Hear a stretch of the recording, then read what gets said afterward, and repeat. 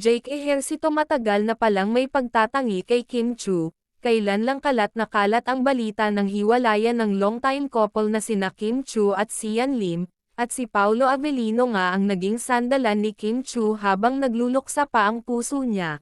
At di nga nagtagal kumalat din ang balita ng panliligaw ng aktor kay Kim Chu dahil matagal na rin pala itong may tinatagong damdamin para sa dalaga, di lang niya maamin dahil may karelasyon pa si Kim Chu. At ngayon nga na nagkaroon na siya ng pagkakataon na manligaw sa dalaga. Bigla naman na may eksena at ito nga si Jake Ejercito na matagal na rin palang may pagtingin kay Kim Chu.